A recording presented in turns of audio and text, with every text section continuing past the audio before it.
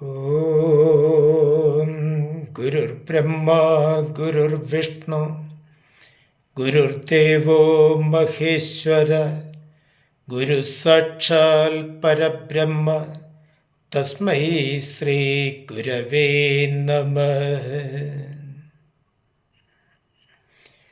ആദരണീയരായ എല്ലാ ഹിന്ദു ധർമ്മവിശ്വാസികളെയും ഭാരതീയ കുടുംബത്തിലേക്ക് സ്വാഗതം ചെയ്യുകയാണ്. വളരെ പ്രധാനപ്പെട്ട ഒരു വിഷയം നിങ്ങളുടെ മുമ്പിൽ വയ്ക്കുന്നതിന് വേണ്ടിയാണ് ഈ വീഡിയോ ചെയ്യുന്നത്. വിഷയം ശബരിമല തന്നെയാണ്.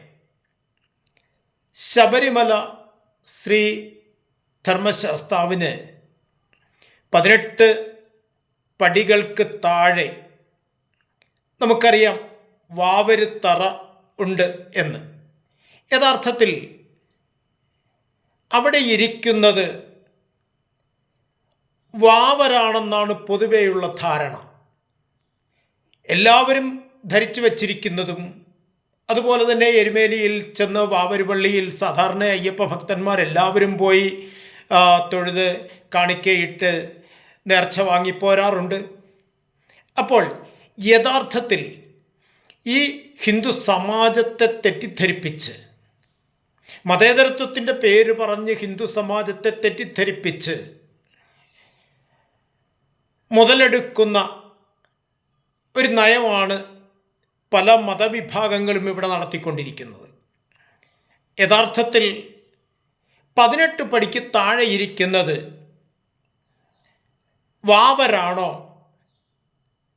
എന്ന ചോദ്യം പലപ്പോഴും ഉയരാറുണ്ട്. ഹിന്ദുക്കളെ സംബന്ധിച്ചിടത്തോളം ആരെങ്കിലും എന്തെങ്കിലും പറഞ്ഞാൽ അത് കണ്ണടച്ച് അപ്പാടെ വിശ്വസിക്കുന്ന ഒരു രീതിയാണല്ലോ. കാരണം മതേതരത്വത്തിൻ്റെ പ്രതീകങ്ങളാണല്ലോ സാധാരണ ഹിന്ദു സമൂഹം. യഥാർത്ഥത്തിൽ നമ്മൾ മനസ്സിലാക്കിയിരിക്കേണ്ടത്, സത്യാനന്ദ സരസ്വതിയെപ്പോലെയുള്ള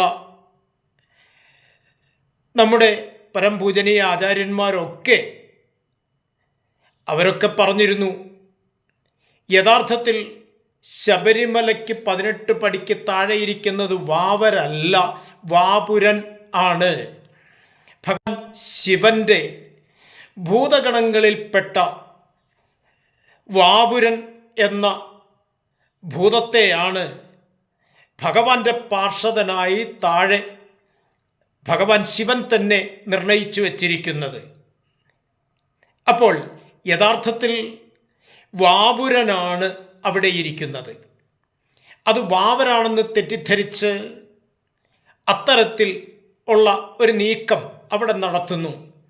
യഥാർത്ഥത്തിൽ മതേതരത്വത്തിൻ്റെ പേര് പറഞ്ഞ് ശബരിമല പോലെയുള്ള ആ പവിത്രമായ സങ്കേതത്തെ, ലോകോത്തരമായ ആ ക്ഷേത്ര സങ്കേതത്തെ തകർക്കുന്നതിന് വേണ്ടുന്ന ഗൂഢമായ ശ്രമങ്ങൾ പല മേഖലയിലും നടക്കുന്നുണ്ടോ എന്ന് സംശയമുണ്ട്.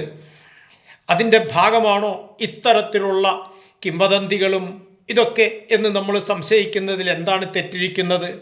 അതുകൊണ്ട് സാധാരണക്കാരായ ഹിന്ദുക്കളെ സംബന്ധിച്ചിടത്തോളം നമുക്ക് എല്ലാവർക്കും അറിയാം, 33 കോടി ദേവന്മാരെ ഭജിക്കുന്ന പൂജിക്കുന്ന ഹിന്ദു സമാജത്തെ സംബന്ധിച്ചിടത്തോളം ആ കൂടെ ഒരല്ലാഹുവിനെയും അതുപോലെ ഒരു ക്രിസ്തുവിനെയും പൂജിക്കുന്നതിന് അല്ലെങ്കിൽ ഭജിക്കുന്നതിന് വിശ്വസിക്കുന്നതിന് ഹിന്ദു സമാജത്തിന് യാതൊരു തടസ്സവുമില്ല.